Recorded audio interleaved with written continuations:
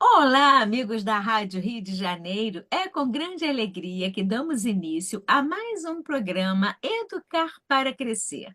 Desejamos a todos vocês votos de muita paz, que vocês estejam bem e que Jesus abençoe a todos. Amigos, hoje é uma alegria imensa que estamos recebendo aqui no nosso programa o nosso querido amigo Rafael Siqueira. Seja muito bem-vindo, Rafael. Muito obrigado, Sheila. É uma alegria poder estar com vocês, ouvintes, internautas da Rádio Rio de Janeiro. Oportunidade de falar de Jesus, de falar de coisa boa, de lembrar do Evangelho, que é uma mensagem de esperança, uma mensagem de paz.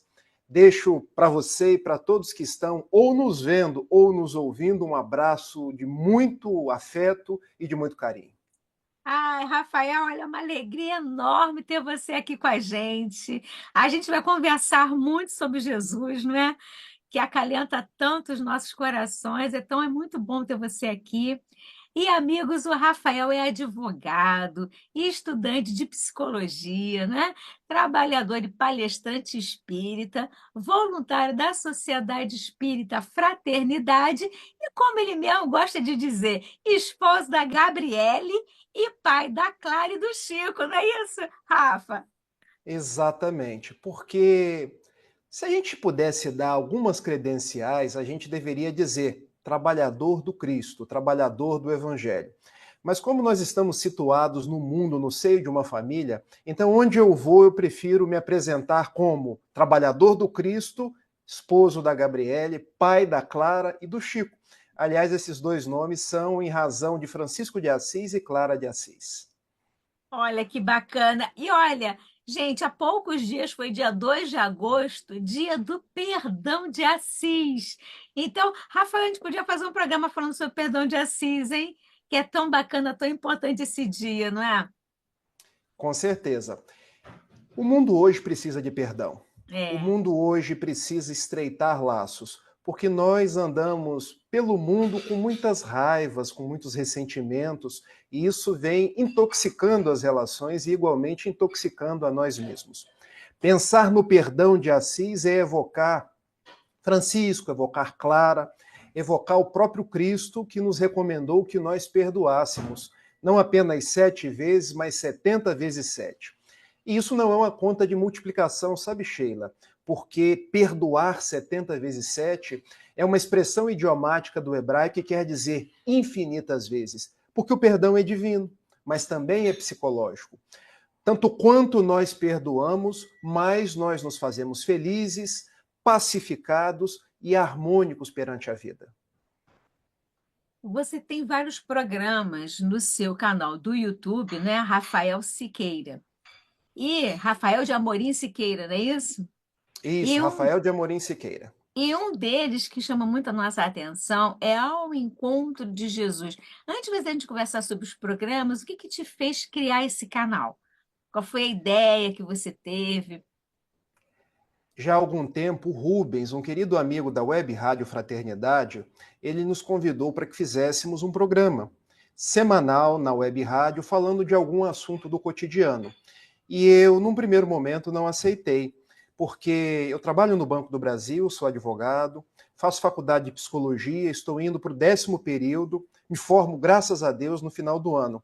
Então eu sempre pensava, caramba, vou colocar mais uma coisa na minha vida, porque além de tudo isso, eu faço as palestras, tenho os trabalhos na casa espírita e as obrigações de pai, as obrigações de quem tem uma casa para cuidar. Mas um dia em especial, eu estava saindo de Niterói para o Rio de Janeiro, e para quem conhece esse trajeto, a gente atravessa numa barca. Quando, num determinado momento, e eu me permito falar dessa forma para amigos, porque hoje falar de mediunidade é uma coisa mais simples, é uma coisa que já está assim no entendimento das pessoas. Eu me deparo com um espírito, e ele diz para mim: meu filho, eu sou Caibar Schutel e eu queria que você aceitasse o convite da Web Rádio Fraternidade. E eu, que convite? Aquele convite que foi feito lá atrás.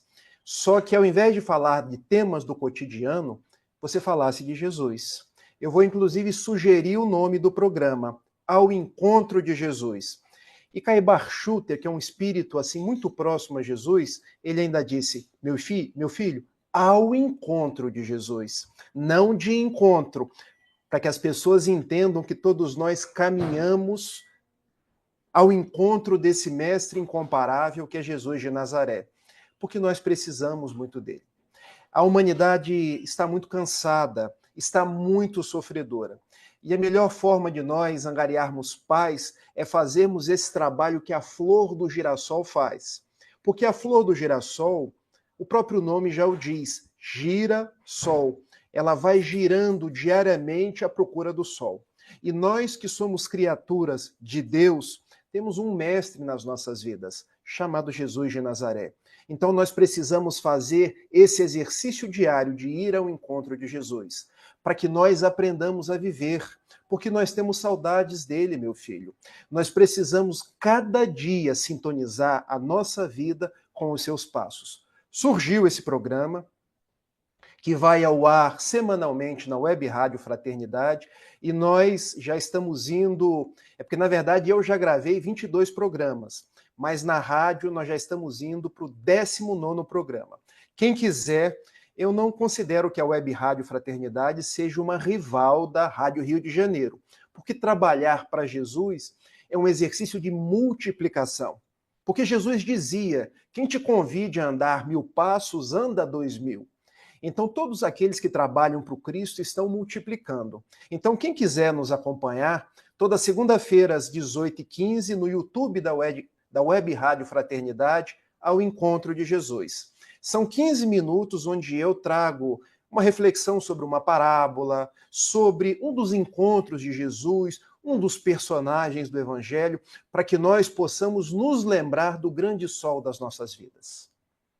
O grande sol de nossas vidas. Nossa, somos irmãos, né? Somos fraternos, não tem rivalidade. Todos temos espaço e a gente pode ouvir a Rádio Rio de Janeiro, pode ouvir a Web Rádio Fraternidade, né? A TV CERJ também, que é a nossa parceira.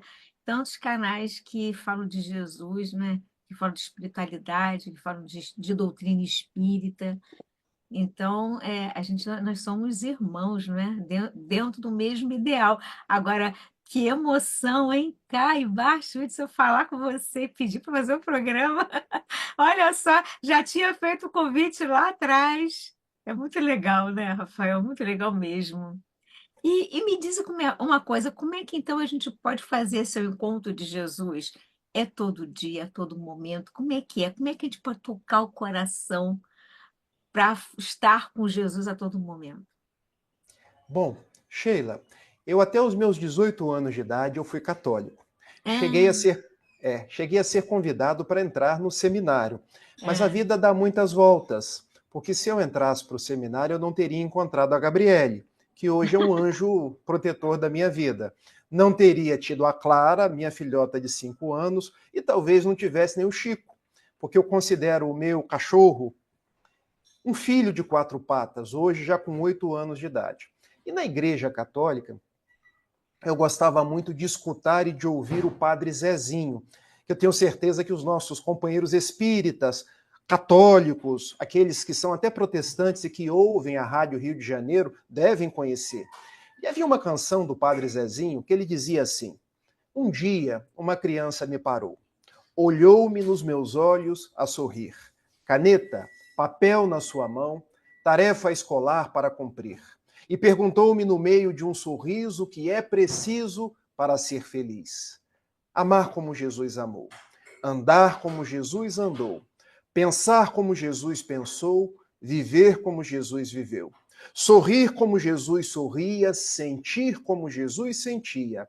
E ao chegar ao final do dia, eu sei, eu morreria muito mais feliz. Então, ir ao encontro de Jesus é colocar as nossas vidas de acordo com a forma como Jesus andava, como Jesus amava, como Jesus pensava, sorria, sentia, para que nós angariemos felicidade, equilíbrio, alegria de viver. Eu sei que muitos podem pensar assim, mas eu estou tão distante de Jesus, mas pensem, ele nunca está distante de nós. porque Ele está sempre com os braços abertos, dispostos a nos abraçar, a nos acolher. E, em verdade, a gente se distancia dele porque fazemos ouvidos moucos à sua proposta, ao seu chamado. Então, ir ao encontro de Jesus é a gente conseguir arrefecer um pouco aquilo que o mundo coloca como importante, para nós nos darmos conta que somos espíritos imortais. Somos espíritos destinados a amar, a servir, a perdoar. E quanto mais a gente se dá conta da nossa destinação para amar, para servir, mais a gente vai ao encontro de Jesus. Hoje em dia nós temos muitas pessoas com muito sofrimento, né? Passando por muitas dificuldades, com muita depressão. O que falar para os nossos irmãos ouvintes, internautas, que estão nos acompanhando? O que falar para as pessoas que estão passando por esses momentos de tanta tristeza e que sentem que a sua fé já não está assim tão fortalecida? Como que a gente pode ir ao encontro de Jesus diante o sofrimento e as adversidades do dia a dia? Vamos lá. A depressão é um problema de múltiplos fatores. Porque a depressão, quando a gente pega os manuais científicos, nós nos damos conta que hoje o Brasil é o quinto país mais depressivo do mundo, conforme dados da Organização Mundial de Saúde do ano de 2019. Cerca de 6%, arredondando o número, 6% dos brasileiros são depressivos.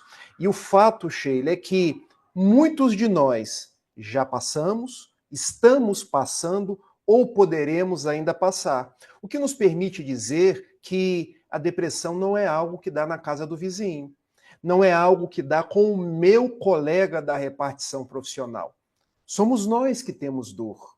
Somos nós que passamos dias de sofrimento e muitas vezes derrapamos numa depressão. Como eu disse anteriormente, são múltiplos os fatores, porque existem os fatores orgânicos. Hoje a ciência já estudou que déficit nos neurotransmissores, particularmente no espaço entre um neurônio e outro, que a gente conhece como fenda sináptica ou sinapse, nós temos substâncias no nosso cérebro conhecidas por neurotransmissores, e eu vou dizer o nome apenas a título exemplificativo: serotonina, noradrenalina, entre outras, que a gente precisa recompor em quadros depressivos. Ou seja, muitos dos quadros depressivos a gente vai precisar tomar remédio. Então não tenhamos preconceito contra os medicamentos. Quando as pessoas vêm falar comigo, Rafael, eu vou precisar tomar um remédio? Eu estou ficando doido? Não, você não está ficando doido. Você está querendo ficar saudável. E pense da seguinte forma: só existe o remédio porque Deus propiciou que existisse. Só existe o médico porque Deus propiciou que a ciência avançasse.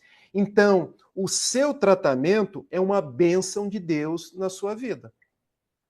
A depressão também ela pode ter causa psicológica, porque muitos de nós não sabemos lidar com as nossas emoções. Nós não conseguimos gerenciar nossos medos, nossos ódios, nossa raiva. E a depressão, particularmente, é quando a gente se foca muito em coisas que já passaram. Note aqui uma curiosidade: o ansioso sofre pelo futuro, por aquilo que ainda não aconteceu. Ele está sempre temendo algo. Será que eu vou ter dinheiro para pagar a conta? Será que ano que vem vai acontecer isso? Será que eu vou estar em prontidão para minha família? Observem, a ansiedade é um desajuste pelo futuro. A depressão, às vezes, é um desajuste por aquilo que já passou. Porque eu começo a ruminar coisas que ficaram no passado. Eu deveria ter agido assim, eu deveria ter agido assado. Então eu vou criando um complexo de culpa, um remorso, que vai trazendo uma tristeza, até que eu entre numa curva depressiva. Então vejam, ficar triste não é o problema, porque nós podemos ficar tristes. A tristeza, quando se prolonga, 2 semanas, 3 semanas, aí nós precisamos começar a investigar se já não estamos entrando num quadro depressivo. Qual é o convite?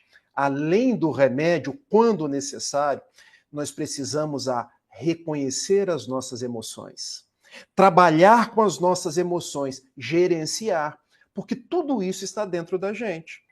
Então, muitas vezes, nós vamos precisar do auxílio de um psicólogo, de um atendente na casa espírita, porque muitos religiosos acham que ter problema não é digno de um religioso, mas ora bolas, todos nós temos problemas, todos nós temos dificuldades, todos nós temos as nossas culpas, os nossos remorsos, mas nós podemos trabalhar com isso. Existe uma palavrinha hoje chamada ressignificar, que é dar um novo significado, olhando para aquilo que já passou e construindo uma proposta diferente. Só que, Sheila, você, se estiver depressiva, e você com a sua alegria, com a sua espirituosidade, tenho certeza que não vai ficar. Mas se ficar, você não vai conseguir fazer isso sozinha. Você vai precisar de uma terceira pessoa que te auxilie a olhar para o problema e retirar o peso que está na sua cabeça. Porque problema todos nós temos. E esse terceiro, que é um terapeuta, um profissional da psicologia, pode ajudar a você ver o mesmo problema de uma forma diferente. Então falamos de causas orgânicas, causas emocionais. Existem outros tipos de causa, que são as causas de natureza espiritual. Porque o grande contributo da doutrina espírita foi dizer que nós somos espíritos que já viveram antes e vão continuar vivendo. Então nós nos afeiçoamos a muitos corações, nós machucamos muitos corações. Então muitos espíritos que ainda não nos perdoaram se imantam a nós, num processo que nós conhecemos como obsessão. E a obsessão, que é aquela aproximação, aquela influência persistente, pode gerar quadros de tristeza, quadros depressivos, quadros neuróticos. O contributo da doutrina espírita, então, é o paciente, quando está ao contato de uma doutrina libertadora, renovando os seus panoramas mentais, podendo receber um passe, podendo tomar uma água fluidificada, ele vai tratando o espírito, tratamento espiritual, e possibilitando igualmente que os espíritos que se vinculam àquele complexo obsessivo possam ser trabalhados nas reuniões mediúnicas, reuniões de desobsessão. Então, notem, se é um problema multifatorial, nós precisamos trabalhar de uma forma integral. Daí existe um livro da benfeitora Joana de Ângeles chamado O Homem Integral, porque a gente precisa tratamento espiritual, tratamento das nossas emoções, tratamento, se for necessário, porque hoje uma depressão, quando ultrapassa a depressão leve, chegando ao seu grau moderado ou grave, já se faz necessário o uso de determinados medicamentos. Mas tudo isso em prol do nosso crescimento. Mas nós não podemos esquecer nunca que em todo esse processo existe um médico de almas chamado Jesus de Nazaré. Eu estarei sempre convosco. Eu conheço todas as vossas lágrimas, todas as vossas dores, então nunca deixem de orar, meus amigos. Nunca deixem de pedir a Jesus, olha, eu estou sofrendo, fica comigo. Não é vergonha fazer isso. Olha, tá pesado. E a gente pode se lembrar do Evangelho de Mateus, capítulo 11, versículos 28 a 30. Vinde a mim, todos vós que vos encontrais cansados e sobrecarregados, que eu vos aliviarei. Tomai sobre vós o meu jugo e aprendei comigo, que sou manso e humilde de coração. Porque o meu jugo é suave, o meu fardo é leve. Então, para as pessoas depressivas e tristes que estão me ouvindo, procurem ajuda psicológica, psiquiátrica, se for necessária, mas não deixem de procurar ajuda de uma casa espírita, de uma igreja, de um templo, se for o seu caso, porque Jesus tem muito a contribuir com o seu processo de cura. E a fé, né? Alimentar a fé, não é? Fala um pouco A para a gente fé. sobre a fé. Vamos lá. Nós temos dificuldade de entender o processo de fé. E eu me permito chamar dessa forma, porque nós acostumamos a entender fé como um processo de crença, mas acreditar, a gente pode acreditar em muitas coisas. Se me permitem até falar de uma forma mais jovial, O torcedor do time de futebol acredita que o seu time vai ser campeão. É assim que todo flamenguista diz, eu acredito. Não só os flamenguistas, mas os torcedores dos mais variados times. Só que acreditar pode ou não ser. Ter fé é mais do que isso. Ter fé é confiar. Porque quando a gente confia, a gente se entrega. Daí, a benfeitora Joana de Ângeles tem um livro intitulado Entrega-te a Deus, processo de confiança. Fiar com. Aqueles que já viveram um pouco mais, são os jovens há mais tempo, vão se lembrar das mulheres que costuravam. Porque costurar pode ser igualmente fiar. Então, confiar quer dizer, eu vou costurar o meu destino junto com Deus. Eu vou me entregar nas mãos dele. E aí eu passo a ter certeza, que é diferente de acreditar. E é uma pergunta feita ao benfeitor Emmanuel, no livro O Consolador, número 354, em que Chico pergunta para Emmanuel, poder-se-á definir o que é ter fé? E ele responde, ter fé é ultrapassar o campo da crença para chegar no campo da certeza. Ter fé é deixar de dizer eu acredito para dizer eu sei. Daí, Sheila, eu sei que muitas pessoas vão me ouvir, outras pessoas vão me ver. Eu quero propor àqueles que vão me ver um exemplo. Eu tenho na mão um celular. Eu preciso chegar mais na frente para as pessoas verem. Porque eu estou utilizando aqui um fundo de tela, mas agora as pessoas viram. Se eu soltar esse celular, o que vai acontecer? Tenho certeza que vocês vão dizer assim, ele vai cair. Vocês acreditam ou vocês têm certeza? A gente tem certeza. Por que vocês têm certeza? Porque diz a ciência que existem 4 leis, a nuclear forte, a nuclear fraca, não quero falar difícil não, tá, gente? A eletromagnética e a lei gravitacional. Se eu soltar um corpo pesado, ele cai, porque ele é atraído por um campo de força. Como é que eu tenho certeza numa lei da física e não tenho a mesma certeza do amor de Deus? Ter fé é ter certeza no amor de Deus. Porque se vem a doença, obrigado, Deus, eu preciso aprender algo com ela. Isso é ter fé. Veio uma pandemia, o que o mundo está precisando aprender? Isso é ter fé. Por isso, Paulo de Tarso já dizia na sua epístola aos Hebreus, ainda que com os joelhos desconjuntados, eu hei de fazer veredas corretas por onde eu possa caminhar. Isso é ter fé. Então, esse século XXI, esse momento de transição que nós estamos passando, de mundo de provas e expiações para mundo em regeneração, é um processo que reclama o robustecimento, o fortalecimento da nossa fé. Você falou de Paulo de Tarso, eu ia falar. E a esperança? Esperança. A esperança, Paulo teve oportunidade de citar a esperança na Epístola aos Coríntios, quando ele fala de fé, caridade e esperança. Algumas traduções trazem amor, outras trazem caridade. Não importa, tá, gente? Já vieram me perguntar isso. A palavra em grego é ágape, e ágape no português a gente pode traduzir como caridade ou como amor. Paulo falava em esperança, e esperança não quer dizer eu vou sentar e vou esperar as coisas acontecerem. Não. Esperança, ela é acoplada a uma fé ativa, porque enquanto eu espero, eu trabalho. Eu sou uma pessoa que obro no bem. Então, veja, a situação está difícil, eu não vou ficar dentro de casa reclamando. Isso é ter esperança. Eu contribuo para a mudança que eu quero que ocorra. Muitos de nós hoje, Sheila, a gente não perde a esperança, porque a esperança não é passível de ser perdida. Ela é um substantivo abstrato, que a gente tem, a gente sente. Mas como que a gente costuma agir? As coisas ficam difíceis, a gente vai para as redes sociais reclamar. Vai para as redes sociais engrossar o coro daquilo que está errado, daquilo que não está dando certo. E isso é deixar de ter esperança. Porque Jesus nos convidou a ser o sal da terra. E essa metáfora do sol ela é belíssima. Porque quando você quer colocar sal no feijão, basta uma pitada.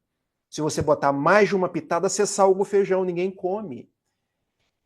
A esperança é essa pitada que o Evangelho coloca na nossa vida que nos dá a certeza de um novo alvorecer, que nos traz paz de espírito, que nos traz a certeza de que depois de essa tempestade que nós estamos passando, e eu sei que tem pessoas tristes que me escutam, eu sei que tem pessoas que olham para a televisão, meu Deus, guerra na Terra Santa, guerra na Ucrânia.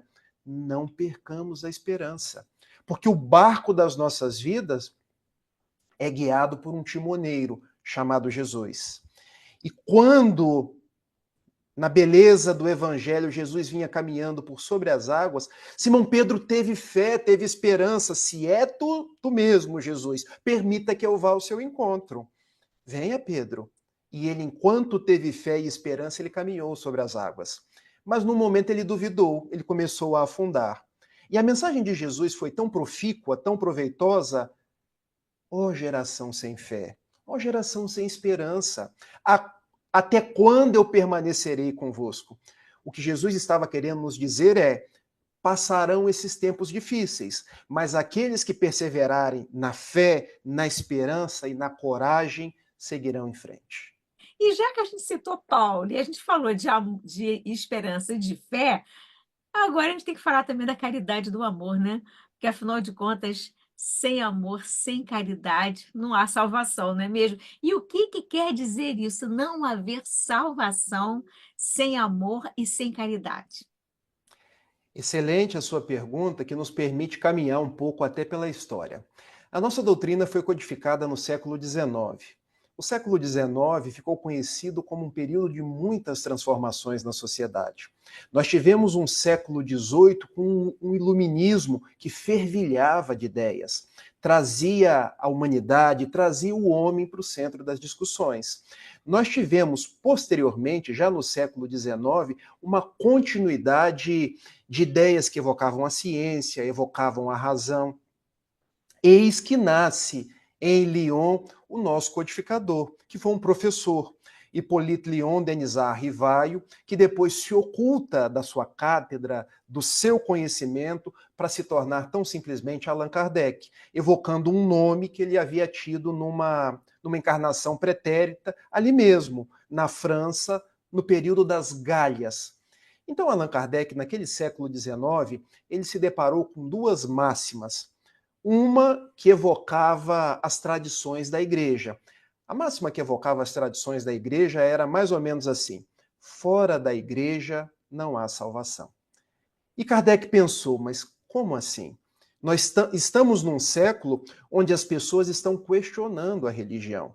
Nós precisamos de algo que reconecte as pessoas ao Criador sem os formalismos, sem os dogmas, sem aquele sentimento de que eu preciso estar adstrito a uma proposta para poder me conectar a Deus. Então ele pensou, não pode ser fora da igreja.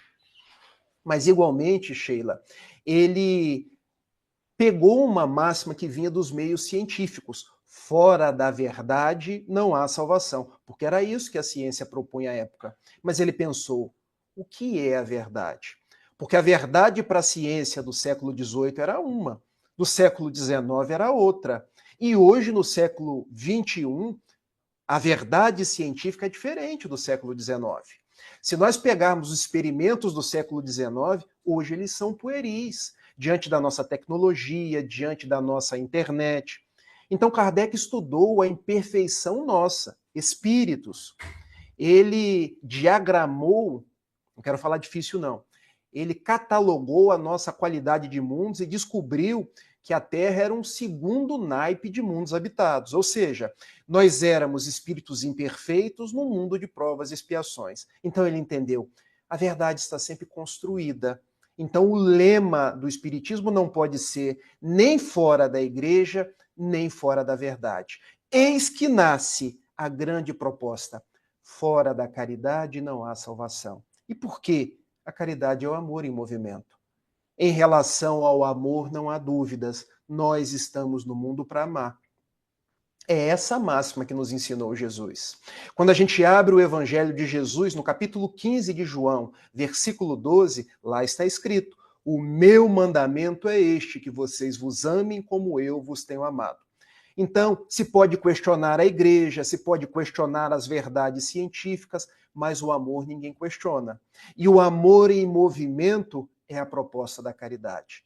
Daí, quando Kardec escreveu em Saint-Nadresse, no norte da França, numa região praiana, o Evangelho segundo o Espiritismo, ele colocou no capítulo 15 da obra, que aliás completa mais um aniversário esse ano, né, os 160 anos do Evangelho segundo o Espiritismo, no capítulo 15, fora da caridade não há salvação. Para que nós espíritas nos dessemos conta de que o que nos diferencia não é saber tudo sobre religião, não é decorar textos. O estudo é importante, mas a máxima da doutrina espírita é: vale o quanto você amar, vale o quanto você servir, porque a salvação ela é proporcional à sua capacidade de se devotar ao bem. E há uma pergunta que foi feita ao Chico, um grande médium das Minas Gerais, que nos legou mais de 400 obras. Chico, por que o Espiritismo? E ele respondeu, Sheila, uai, sou. Se Allan Kardec tivesse dito fora do Espiritismo não há salvação, eu com certeza teria ido por outro caminho. Mas como o lema do Espiritismo é fora da caridade não há salvação, eu acho que essa proposta aquieta o meu coração, porque ela se liga a Jesus. Então a caridade é ir ao encontro de Jesus. E igualmente ir ao encontro do nosso próximo. Porque quanto mais a gente vai ao encontro do nosso próximo, mais a gente se aproxima de Jesus. Quanto mais a gente vai encontro o nosso próximo, né? Porque a gente tem que amar ao nosso próximo como a nós mesmos e a Deus acima de todas as coisas, como nos Exatamente. ensinou Jesus, não é? E para quem quiser, os nossos amigos ouvintes, ler essa carta, não é? Fala da fé, da esperança, da caridade, está na primeira carta aos Coríntios, no versículo 13, capítulo 13, né? Vale a pena ler, porque é muito bonito, né? Que ele fala que o amor tudo suporta, o amor não tem inveja, né? O amor é bondoso. Então, é uma das cartas mais lindas de Paulo, né, né, Rafael? Assim, porque ele expressa um amor por Jesus, não é? Assim, É, Paulo nos ensina muito. essa epístola de Paulo aos Coríntios é uma verdadeira poesia. Se eu pudesse dizer para você qual a poesia que eu mais gosto de todos os tempos, o Sermão do Monte. A segunda poesia que eu mais gosto, a primeira epístola de Paulo aos Coríntios. E ela está reproduzida num grande, é certo, né?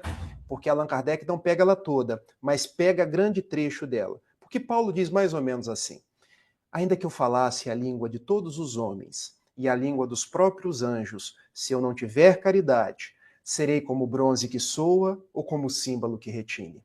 Ainda que eu tivesse o dom de profecias, que penetrasse todos os mistérios, ainda que eu tivesse toda a fé, ao ponto de transportar montanhas, sem caridade eu nada seria.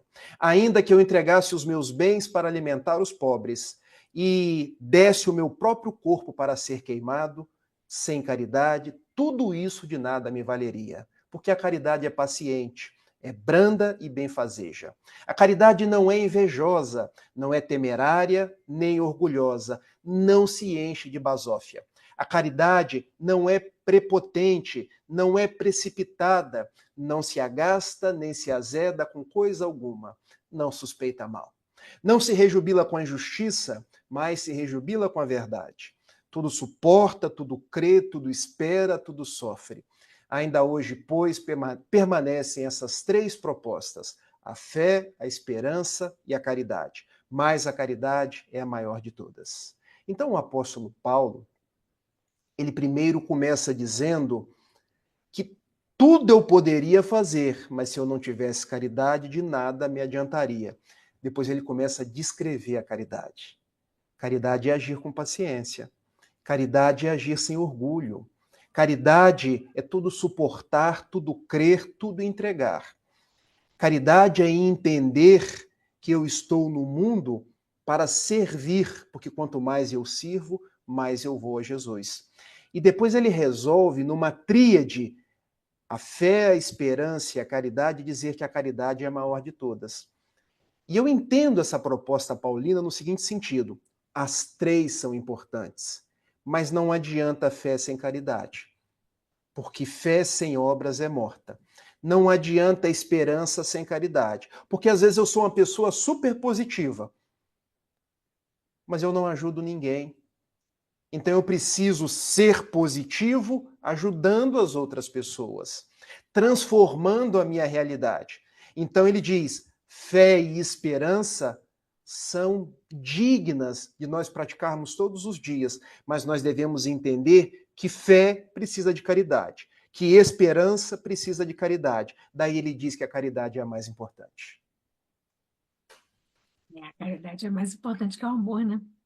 Isso. E Jesus também nos diz, né, segundo João, que ele veio trazer vida e vida em abundância. E isso nos faz lembrar de plenitude, né? É possível ter plenitude? É possível ser pleno com o amor de Jesus? É. Isso está lá em João, capítulo 10, versículo 10.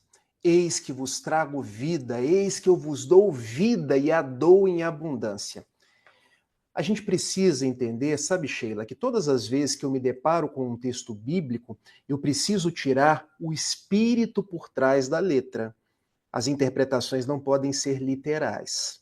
Porque há pessoas que veem vida em abundância e acham que Jesus estava falando de abundância na vida. E as pessoas começam a correr desenfreadamente porque quanto mais eu tenho, mais a minha vida é abundante. Mas a proposta é diferente. Vida em abundância é a vida do espírito, é abundar de plenitude, é abundar de você a cada dia irradiar mais beleza pelas boas obras que você faz. Daí, há uma outra citação de Paulo, está lá em 2 Coríntios, capítulo 3, versículo 3. Nós somos cartas vivas de Jesus. Onde nós estivermos, as pessoas lerão Jesus, ouvirão Jesus e sentirão nas nossas atitudes a própria presença do Cristo. Viver em abundância é, mesmo que eu não tenha nada, se eu estou fazendo bem, eu estou em abundância. Mesmo que eu esteja doente. Gente, Chico Xavier não enxergava de um olho, tinha visão precária do outro, sofria de angina, materialmente falando, não tinha quase nada. Mas quer vida mais em abundância que ele tinha? Irmã Dulce. Ao que me consta, ela tinha apenas um pulmão. Ela conseguiu transformar um galinheiro, não sei se é ela ou se é Madre Teresa de Calcutá, mas enfim, Irmã Dulce, ela conseguiu transformar um galinheiro no maior hospital da América Latina, dedicado a Santo Antônio. A própria Madre Teresa de Calcutá, o que ela tinha? Senão a capacidade de sorrir para as pessoas, a capacidade de ir ao encontro dos rancenianos, dos leprosos, das crianças para educar. Quer vida mais em abundância? Talvez Irmã Dulce tivesse um hábito, porque até a cama ela pedia para as pessoas. E há histórias dela pedindo cadeiras, camas, porque as pessoas iam doando, ela ia doando para outras pessoas. Então, viver em abundância é ter a consciência tranquila, é estar em paz, é buscar a cada dia ser a nossa melhor expressão. Porque, Sheila, nós não estamos competindo com ninguém. Nós estamos olhando para nós mesmos e tentando iluminar ao nosso redor. Então, abundar é a quantidade de luz que nós conseguimos fazer em nós mesmos. Daí a gente poderia citar um livro notável do irmão Jacó, Frederico Figner, editado pela Federação Espírita Brasileira na discografia de Francisco Cândido Xavier. Porque ele é um grande trabalhador espírita, retorna ao plano espiritual, trabalhador, doador de recursos financeiros, alguém imerso no movimento espírita, mas chegou do lado de lá, percebeu que não tinha vida em abundância. Por quê? Aqui eu não vou dar spoiler, leiam o livro. Ele percebeu que ele não tinha luminosidade condizente com a vida em abundância que ele buscava. Talvez, meus amigos, hoje nós saibamos muito. Talvez, meus amigos, hoje a gente tenha muito Jesus nos lábios, e eu falo me incluindo. Talvez a gente ainda dispute muito. Ter vida em abundância é quando a gente disputar menos. É quando a gente conseguir amar mais. É quando nós entendermos que o mundo pode virar as costas para nós, mas eu terei vida em abundância quando eu estiver perto de Jesus, porque esse sempre está conosco. E parece um contrassenso, mas é justamente ter humildade, né? Ter abundância é ser humilde, né? Exatamente. O que é a palavra humilde? A palavra humilde, ela tem uma etimologia tanto no grego quanto no latim, e ela remonta a uma palavra, humus. Humus é a substância que forma o chão. E olha que interessante, porque o humus forma a humildade, forma o chão e forma a humanidade. Quer dizer que todos nós estamos vinculados ao mesmo chão. Não há maiores nem menores. Não há mais importantes nem menos importantes. O que existem são irmãos. Então, eu não sou melhor do que você em nada, nós somos irmãos. Eu posso te ajudar, porque você também pode me ajudar. A vida é uma grande corrente, a corrente do bem. Quanto mais a gente estreita esses laços, mais a gente é feliz. E como vem de humus, eu vou lembrar vocês das aulas de biologia, porque um solo com mais humus, ele é um solo mais fértil. Então, ser humilde é fertilizar as relações. Porque quando eu sou humilde, eu me torno mais agradável. As pessoas gostam de conviver comigo. O orgulhoso, a gente chega perto, a gente diz assim, Sheila, olha, parece que o santo não bate com o dele. Talvez ele seja orgulhoso e nós também, e dois orgulhosos não se bicam. Agora, todo mundo, quando chegava perto do Chico, a gente sentia tanta paz, a humildade em pessoa. Todo mundo sempre quis abraçar a irmã Dulce, a humildade em pessoa. Agora eu quero fazer uma observação, porque tem pessoas que acham que ser humilde é esconder o talento. Não. Se você sabe cozinhar, cozinhe. Se o outro te chamar de metido, o problema está no outro, não em você. Se você sabe fazer uma palestra, faça a palestra. Se você sabe cantar, cante. Porque eu vejo companheiros assim, eu vou ficar quietinho dentro da minha casa, porque assim eu vou ser humilde. Não, mas o nosso talento é para multiplicar. A gente não coloca a candeia debaixo do alqueire. Ser humilde é fazer o que nós temos com simplicidade. A gente deixa de ser humilde, Sheila, quando eu começo a achar que eu faço melhor do que você. Quando eu começo a achar que as minhas coisas são mais importantes. Aí eu deixo de ser humilde. Agora, se eu deixo de fazer a pretexto de ser humilde, pode ser que eu seja tão orgulhoso que eu não queira fazer com medo do que as outras pessoas vão pensar. Fica aí uma reflexão. É, fica uma reflexão mesmo.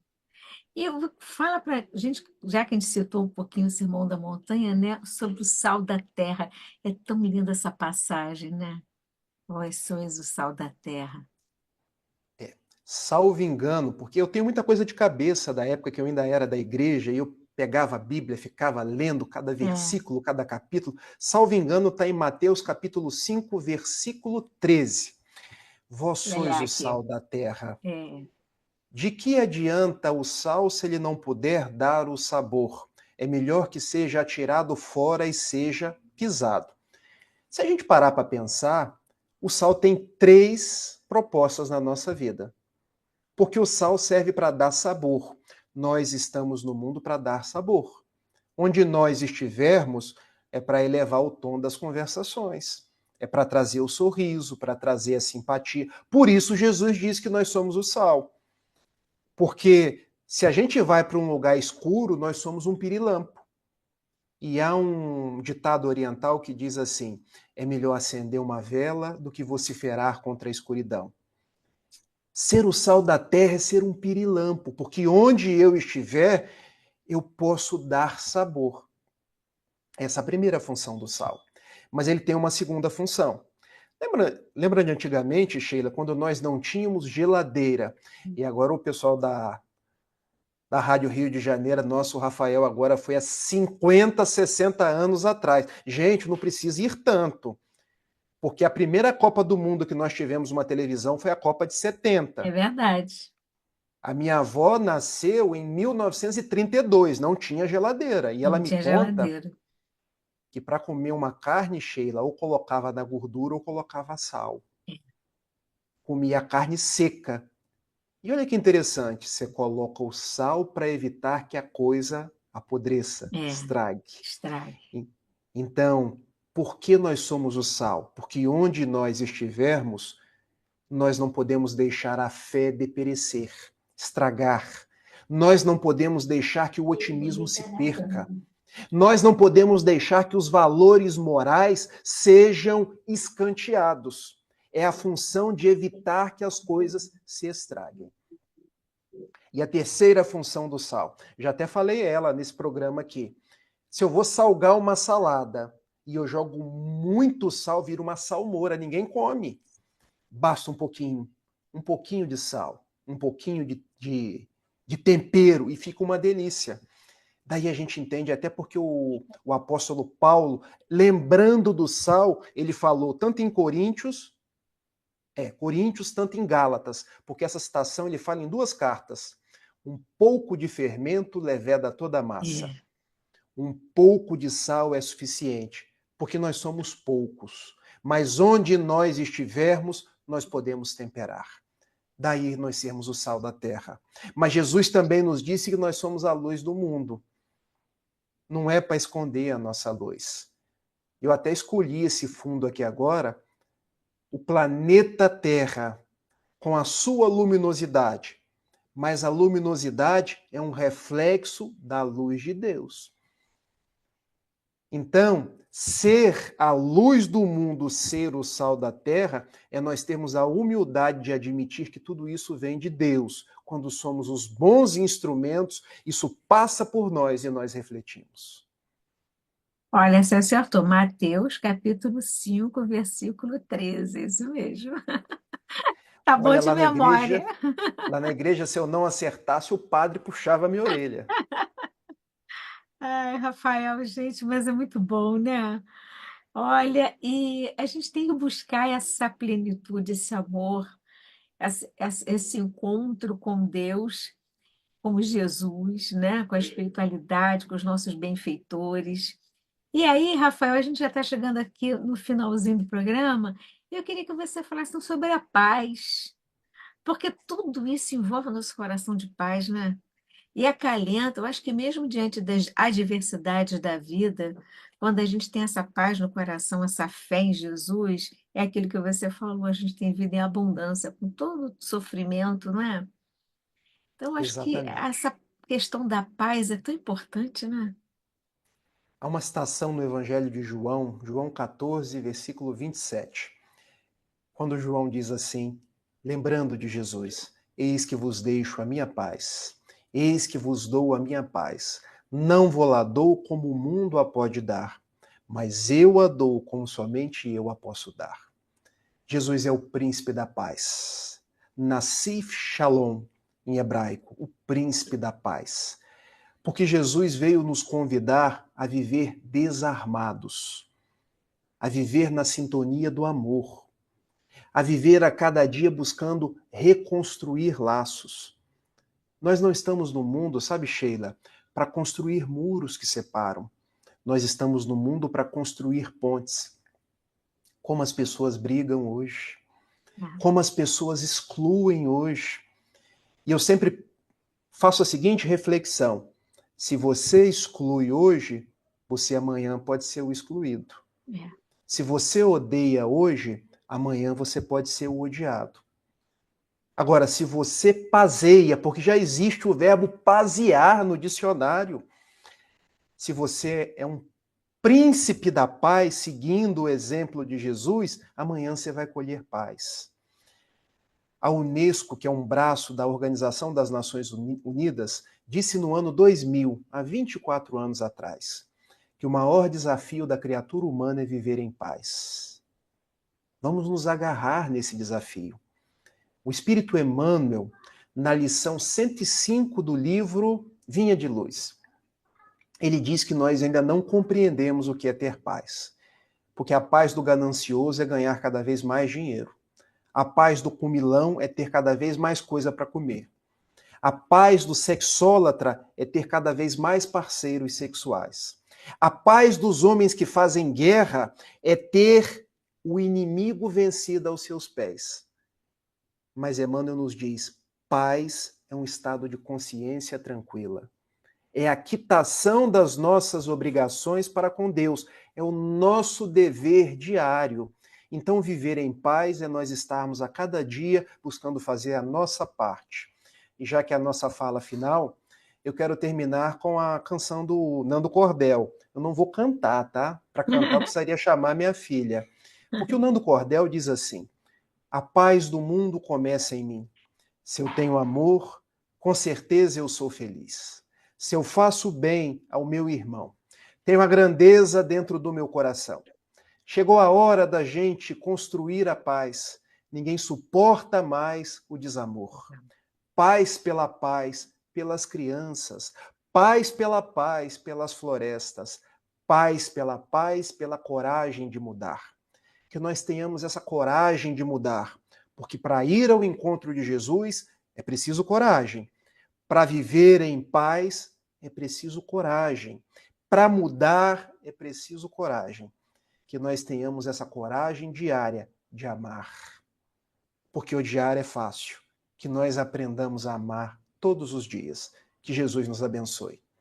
Ai, que lindo! Essa música é linda, muito bem citada. Rafael, eu queria te agradecer.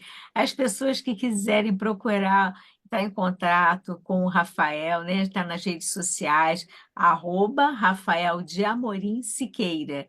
Está no YouTube, no canal também Web Rádio Fraternidade, com os programas falando sobre Jesus, tantos outros temas importantes. Então, fica o convite. Meu amigo, muito obrigada mesmo, viu, pela tua vinda, pela tua companhia aqui com a gente. Eu que agradeço. Todas as vezes que eu sou chamado para trabalhar no bem, eu sinto que eu me aproximo um pouco mais de Jesus. Ai, obrigada. Fica com Deus, fica com a paz de Jesus.